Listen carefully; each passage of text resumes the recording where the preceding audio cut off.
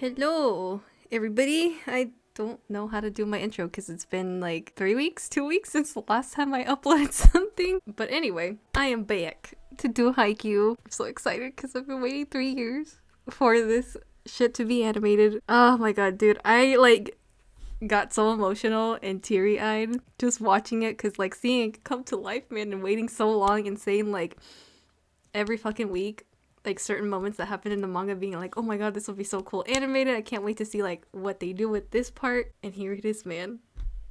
And I'm a fucking mess. I'm sure. I bet you are. You said you kept pausing it every once in a while, Like, so yes. Especially with Atsumo, and because he's voiced by Mamoru Miyano, dude. Like, Mamoru does such a good job as Atsumo. Like, I'm so glad that they precasted him. For those of y'all that don't know, Mama was precasted. Like, they literally just called him up and was like, hey, do you want to be Atsumo? And he's like, yeah, sure, why not? it's not like I'm not in a bunch of other stuff with a million fans. So what's one more thing? He never auditioned for it. He just got the role, which is good on their part, man. Like, I am not mad at it. Sometimes precasting is really good, especially if you really have somebody in mind that you know can do it. So Yes. And like the manga readers are like, it's gotta be Mamoru Miyano. There's like no one else. It has to be. And I'm like, yep, it has to be, man. I guess before we talk about the episode, let's talk about the OP because we got a new OP, man. It was pretty, like, I didn't know how to feel about it at first, but then watching it a couple more times, I'm like, okay, I dig this. It's just, Hikare Are for me is always gonna be my number one. I don't think anything can ever top that. I think my favorite one is the third one. For the second season. Yeah, the first one for season 2. That one's like my favorite. So like in terms, this one was like, I don't know. Yeah, I think I have to listen to it a couple more times to really like get into it, but it's good. I like how there's a certain part where we see like a camera shot of Hinata running and it follows him, and I thought that was such a cool shot. And then you get like this shot in the OP where you start like seeing the members of Kurasano and Inarizaki like stacking upon each other. And it's kind of interesting because I noticed it, especially because thank fucking god I reread the manga earlier last week, because there's a color page matching that exactly. Oh, really? So that's basically, I'm pretty sure that's where they got it from. Yeah, I thought that part was really cool in the OP. I think that's probably like my favorite imagery from it. I guess now that we're done talking about the OP, we'll leave the ED towards the end. So let's talk the beginning of Haikyuu. I do like that they did like a whole recap kind of thing because it's been a good minute since we last saw Haikyuu, which was like winter season, and now we're in the fall season. But they added new scenes to it. Thank God, because those new scenes that they added in just added more years to my life. Like Hinata being all embarrassed and just Atsumo in general, man. Yeah, because like at the end of the first core, like the match like barely started. And like they ended it to like when, you know, they've only done like a couple serves and like, you know, gotten just a few points. So it's kind of like, oh yeah, I kind of forgot that it already started. Yeah, it was a nice little recap along with like added new scenes, because usually like I'm like, I don't really care about recaps. Like let's just get to it. Give me the new stuff. But this, it worked, man. It worked. You know, seeing Hinata get all embarrassed and stuff because the ball hit his foot like was pretty funny. I missed it. Oh my god. What happened? Dude, I was freaking out because like we finally got to hear like the rest of the Inarizaki members, like their voices, and I was just losing it, man. I had to pause it a little bit. And my boy Suna is voiced by Shimasaki Nobunaga. Oh man, of course. For those of y'all that don't know, that is Yuki from Fruits Basket and Haru from Free. So I am very happy.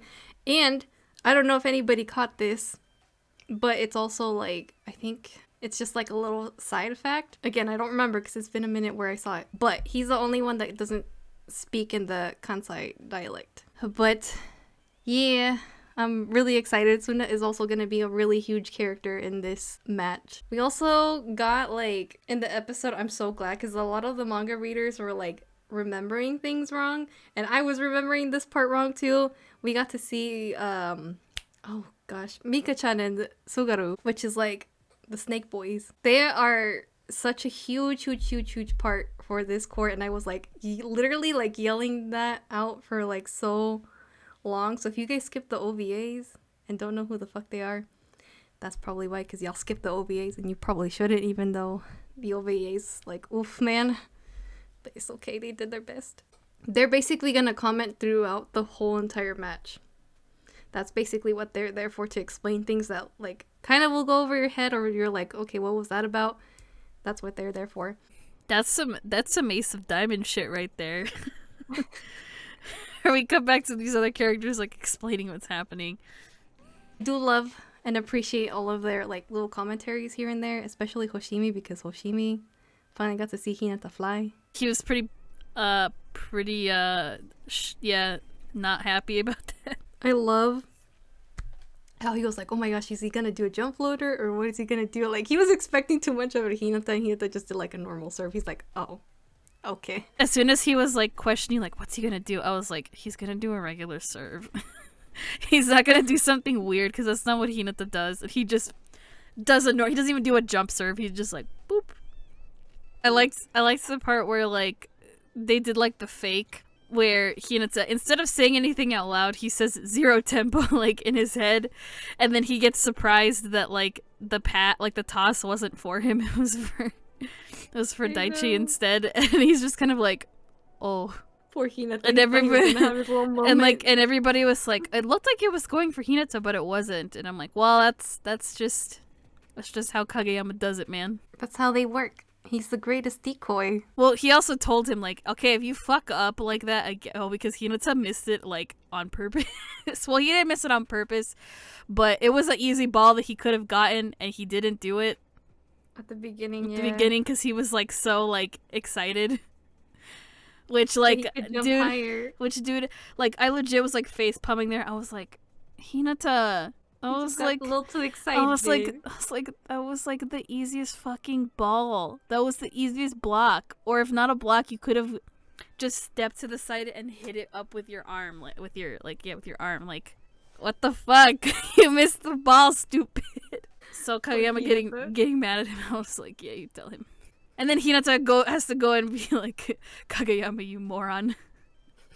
I'm like, he didn't miss anything though, Hinata. Like, that was pretty funny though. But yeah, he's always like, he's just a decoy. Yeah. Oh my gosh, dude. Like, this whole episode was called Rhythm. So I knew what we were gonna get. Like, even like beforehand, I knew. I was like, oh my gosh, I know who's gonna pop in any minute. And I was so excited. So basically, the reason why it's called Rhythm is because of the Inarizaki cheer squad ruining the rhythm when they're serving. We see that with Kageyama, where he's just like, oh shit, that was a bad one. So Inarizaki's cheer squad, man, they are something else. And I remember when I read the manga, like, I was so annoyed with the cheer squad. I'm like, they need to do something. Like, please, somebody has to do something. Like, I don't know what, but help. Like, it was, like, stressing me out. Because I was like, they're gonna, like, basically mess Kurasano up. And it's like, oh, no. Like, I can't see it. I can't do this. It's too much. Seeing it in the manga is very hard because it's all, like, sound. So you can only, like, read the sound effects. So seeing it in the anime and hearing it come to life, man, is, like, something else. Especially when Saiko-ne-san comes in and saves the day, man, with her taiko drums. I'm so glad she came through. Yeah, that was pretty awesome. It was cool to see, like, all the other people be like, oh, that's so cool. They get taiko drums. Like, again, you just, like, picture it and kind of imagine, like, how it's gonna sound, but, like, hearing it, man, it's just... Dude, I remember, like, back when they first introduced her in the show, and, like, they say, like, oh, she plays the taiko drums, and I remember, like, me asking you, like, oh, is she gonna, like, come later, and, like, they're gonna play the drums for them, like, at a match or something, and you were like, maybe. I don't know. It finally happened. But, I mean, yeah, that was, like... That was pretty great. Because, like, it's so annoying when they do that, like, at just any kind of sporting events, especially if, like, because they were trying to get for like you're waiting for the serve at a game, or, like, when in basketball, when someone's gonna, do a free throw, like, it's always got to be quiet. And so, like, of course, people, they make noise to kind of, like, rile you up or, like, mess you up. Yeah. But, like, when you're the person serving or shooting the ball or whatever, like, it's the most annoying thing. It's like, just shut up. And they switched it up once they saw that it wasn't affecting Kageyama and Tsukishima. Tsukishima was like, I'm so glad they put that in, dude. Because it's just like a side little thing in the manga. And so, like, it was great. I'm so glad that they put that in where Tsukishima was just like smirking. He's just like, huh, you guys can't get me like this. I'm not like them. And it was funny when like, they start doing the drums for Karasuno and then like Hinata's like, I feel like I can do the best serve right now. And like they all notice he's like smiling, they all notice, they're like, oh, he's not even phased either. He's like smiling. Hinata was like super excited, even with the booing. He's like, oh my god, they're booing me. I was like, Hinata, only you would say that, man. Well, it means they're paying attention to him. Mm-hmm. My sweet sunshine boy, my son. Man, he just it's a trip watching Hinata like every episode. Cause he surprises you sometimes, man. Yeah, sometimes he does dumbass shit, like missing the ball that was really easy to get. But then also he comes through and does a good quick with Kageyama, and they like score, because they scored a good few points, just spiking the ball to where they couldn't hit it. So like that was pretty good. I enjoyed that. But I'm just kind of like, guys are like 3 points ahead of you. Like, please catch up. It's okay, we're barely starting. It's just sometimes sometimes it's just like, oh my gosh, if the gap gets any wider, you won't be able to like close it. I'm just glad Psycho Nessa is there, man, to help out. Because even she says, she's like, we can't overpower them, but at least we can keep the balance. And she thinks back to like Shira Torizawa, man, and their cheer squad, and how frustrated she felt because she couldn't do anything or help them out. So she's like, I never want to feel like that again. I was like, you go, girl. We stand a queen. Yeah. But, yeah. Inarizaki and Kurasano are both clearly, like, trying to watch each other as close as possible. So this is gonna be really, really intense, and I'm so excited. I keep saying this to, like, everybody. I'm like, if you guys like the Shira Torizawa match, this is even better than that, man. This is, like, one of my favorite matches from Nationals. Nothing could top it. Of course, the fandom, there's, like, another match later on that the fandom really also loves, but me personally, Inarizaki all the way, man. Since we're on the topic of Inarizaki, man, you finally get to see like how each player somewhat plays. We got to see Aran do some really awesome serves. Yeah, he's a good server. Really great. It's really great, man. Very powerful. Yeah, there are those kinds of serves where you don't even see the ball till it's hit the ground, and it kind of leaves them like, oh shit, like the ball already like went past me. I had no time to react. It was pretty cool seeing them animated. I'm like, yes. But speaking of my boy, Atsumu, let's talk about my boy. Because we finally get the reveal that he's a dual wielder. He can basically spike the ball however he wants. He can do I wrote it down so I wouldn't forget, the jump floater and the spike serve. Coach Oikai noticed that there's like a difference in steps that he always does, and that's how they can tell which one they're going to get. But even if they figure that out, I love that Osamu was like, y'all can figure that out, and y'all did it like real quickly, but that doesn't mean you're gonna get it. Sure enough, Nishinoya he was prepared, and he's like, oh, I know what it is. He still couldn't get it. Yeah, he didn't receive the ball well. He seemed pretty frustrated. It's gonna take a lot of time to get used to. That is all I'll say. Because it's like, okay, well, like I kind of, they kind of, like they figured out, okay, it's gonna land somewhere like around here, he took this many steps, so it should be easy to receive. They've practiced a lot of different receives, like way in the back or like a little bit more forward, but I mean, until you actually play against the dude, it's kind of hard to kind of understand like how the ball's actually gonna get to you. Yeah, Atsumo's gonna be like their biggest hurdle, but at the same time, if you guys remember what Ukai said, take down Atsumu. Guess who's gonna come in though to the rescue? His twin brother makes up for it. So take one down, it's gonna be like, you still got the other one. So this is gonna be very, very intense. But if they can take down both of them, it's gonna be very difficult, and Kurasano needs to figure out what they want to do, how they're gonna do it. But right now they're just trying to figure everything out. If they don't win the first game, they can win the second one, and then there'd be a third one. Come up with to get a full plan. match. Yeah. So, as long as they can either, like, skate by and possibly win the first one, and then, like, or vice versa, you don't, just kind of don't make the same mistakes you did in the first game in the second one, and kind of, like, learn from that and, like, figure it out. You could get, a third game, and then whoever wins that wins the match. So, I think there's gonna be 3. And then we get to the freaking end, man. Oh my gosh, dude. I knew they were gonna end it there. I knew it. I knew it. Especially rereading the manga. I was like, they're gonna fucking end it right here. And they did with the freaking Mia twins free quick. Oh my god, dude. Yeah, that was pretty crazy. I was so excited. I was just like, yep. My boys did that. It's so cool seeing it animated, man. But as a manga reader, when I first read it, I was with Kurasano. I was shook. I was like, what the fuck? Why did they take my boys' move? Their one move, their one trump card that they have going for them. Not necessarily it's the only thing, but it's the one thing that they're known for. And they just copied it out of a whim because Atsumu thought it was cool. And they did a really good perfect copy of that too. It was they didn't expect that shit. That's why it kind of ended with both Hinata and Kageyama what the fuck? Everybody was shook. Everyone's reactions were wait a minute, that's just used our move against us. That just shows you that they can do it and they can do it again if they wanted to. Oh man, I'm so just seeing it animated, dude, gave me chills.